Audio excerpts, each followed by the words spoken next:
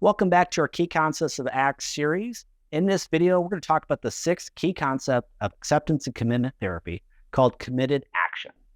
Now, so far, we talked about acceptance, cognitive diffusion, contacting the present moment, self as context, and we've also talked about values. So we're going to take everything we've learned so far, we're going to put it together. And to do that, I'm going to use a diagram called the matrix developed by Polk. So throughout the video, I'm going to refer to this diagram and how you can use it to take committed action in your life. So let's get started. To begin, let's draw a horizontal line with 2 arrows, one on each side. This line represents actions we take. On the right side, we're going to write out the word toward.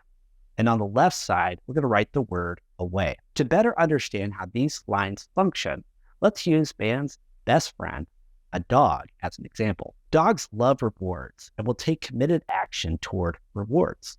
Those rewards might be food, like a doggy treat, an action, like throwing the ball, or affection, like being petted by their owner. Likewise, dogs may move away from a threat, such as a snake, or possibly move away from a feared response, like a remote for their shock collar. Unlike animals who tend to respond without thinking much about the pros and cons, humans take action toward rewards and away from feared consequences.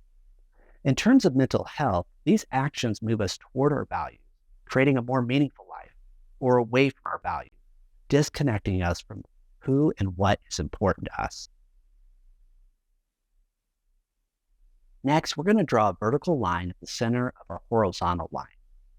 This line represents experiences we have. We're going to write on the top the word outside, and on the bottom, write the word inside. It might be helpful to put an icon by the word outside of a camera on a tripod. As you think of the outside experiences you have, these are actions that are visible as if you could watch them on a movie screen. This is what we would see you doing. These include sensations from the 5 senses and what the body is doing. For the inside, think of a heart icon. These are things that only the person experiencing is aware of. These include thoughts, emotions, memories, and problem solving. At the center of these 2 lines, I want you to draw a circle with the words me noticing. This is self as context, self as process, and self as content. From this center perspective, we can step back and observe our ongoing experience, and we can notice content that shows up in the form of thoughts, emotions, memories, and sensations. We can take a moment to contact the present moment and experience ongoing flow of actions that is occurring. Now that we have the diagram drawn up, notice the 4 quadrants. This is where the ACT matrix really begins to inform us the actions we can take. We're going to begin in the bottom right quadrant. These are values. In this section, we're going to answer the question, who and what is important for you? This is a fairly simple and straightforward question, but that doesn't mean the answer is easy. For me, the who is relegated to a few people, my wife, my kids, and maybe a few others, my coworkers, clients, family, friends, and church community. As far as what is important, that really comes down to ideals, dreams, and life directions. For me, I have a few things that really mean a lot to me. Service to others, lifelong learning, adoption, encouraging, and genuineness. While there may be more, these are the core values that make me who I am and drive me to do the things that make me uncomfortable.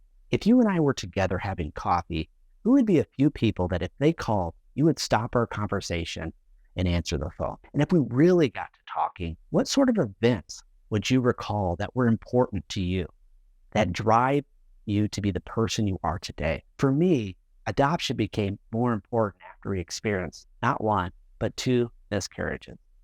That opened up our hearts to become foster parents, which led to adoption of one of our children. That event was painful at the time, but it highlights a value for us that became more important due to a significant loss. As you fill in quadrant 1, write out 3 to 5 people and 3 to 5 values that you would share with me if we were across from one another at a coffee shop. The more personal you make it, the greater effect that this diagram will have on the committed action you're willing to take. Now we're moving to the bottom left in quadrant 2. These are thoughts, feelings that show up that move us away from these values. As we fill in this section, we're going to put words or phrases that we notice that happen when we're disconnected from our values. Let's say one of the important people you listed was your teenage son. Lately, he's been asking you lots of questions about his homework. And while you'd love to help him, it's been a long time since you were in school. In this scenario, thoughts show up. I'm really not good at this.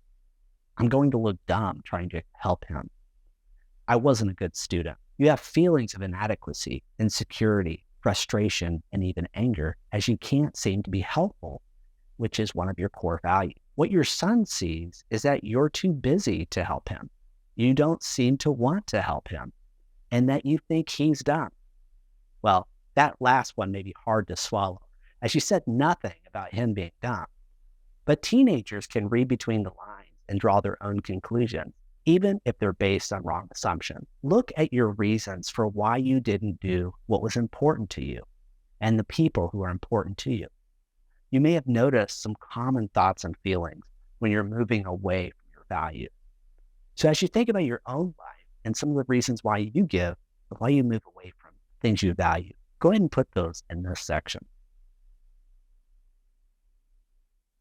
Now we're going to move to the upper left quadrant. These are behaviors that you do when you're unwilling to have an expected experience. This unwillingness is visible to you and to those around you because of what you do or what you don't do. Let's take a common experience for a depressed person of connecting with friends. In most seasons of life, your friends can count on you to be there, whether it's a celebration, a barbecue, or something more serious, like visiting them in the hospital for a surgery. However, when you're depressed, you act quite differently. You stay home. You are sick a lot. You sleep through events. You can't be reached by phone or knocking on your door. So reasons you might have stem from thoughts: I'm too depressed to go anywhere. I'm too tired. No one even cares if I go. There's also feelings of sadness because you're missing your friends. Anger at yourself or the world because life's so unfair. And fatigue as no amount of sleep seems to be enough. From the outside, people may conclude that you're not that interested in being friends with them, that you're distant lately, that you're mad at them. All these things aren't true and move you away from what is most important and meaningful to you. Now we're moving to the final quadrant on the upper right. This is where we take committed action. These are visible ways we demonstrate our values. If you'll remember in quadrant 1, we listed our values, who and what is most important to us. In quadrant 4, we're going to break down these values into actionable steps that we take. These are evidences to us that we're on the right track to living out these values. Let's go back to the scenario of being too depressed to go out with friends.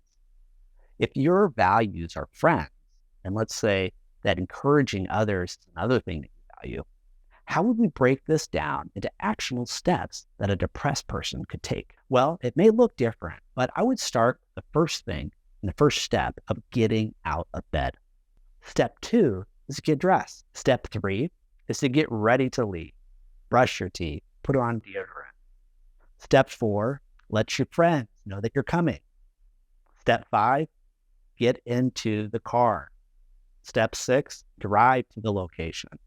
Step 7, show up. Step 8, encourage someone. You look nice tonight. Step 9, encourage another person. I'm glad you showed up tonight. This party wouldn't be the same without you. Step 10, go home, go to bed. Now this may seem elementary, but a depressed person struggles to identify these mini steps, and instead they magnify the big step of going to the party. When you're overwhelmed, start by breaking down in actionable steps and then take committed action. Now, there's no magic formula to make someone commit to take action toward their values. There is a hack that ACT uses to help a person to take action despite their inner and outer experiences.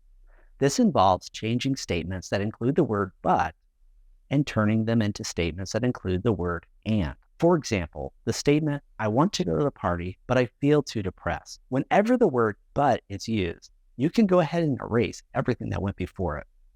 But I feel too depressed is the only thing that matters in this decision. So try this modification. I want to go to the party and I feel depressed. Just by changing the but to an and, we make the statement more open to acting according to our values rather than how we feel. Let's try this with another scenario. My son needs help with his homework, but I don't think I can help since I wasn't a very good student. The reason we give for why we cannot help is I don't think I can help because I wasn't a very good student. That's understandable and reasonable why you wouldn't be eager to help your son with his homework. However, let's try this with the word and. My son needs help with his homework and I don't think I can help since I wasn't a very good student. By changing the statement from a but to an and, this frees up the person to choose to help anyway, even though they're not confident they can. It's hard to say how a teenage son would respond to an and statement like that, but something tells me they would be more understanding knowing that you're unsure you'll be helpful, but willing to help anyway, rather than if you said, I'm too busy, to protect yourself from being perceived as dumb. As we wrap up, remember that committed action takes place when we understand our values and we notice what thoughts and feelings show up that disconnect us from our values and what actions we take that move us away from our values, and ultimately what committed action we take toward our values and toward the life that we want. By using the word and instead of but, we can free ourselves to move toward that life, even though we feel the way that we do. Thank you for sticking around to this point in the video. If you found this video valuable, remember to like, subscribe, and comment. It really helps my growing channel.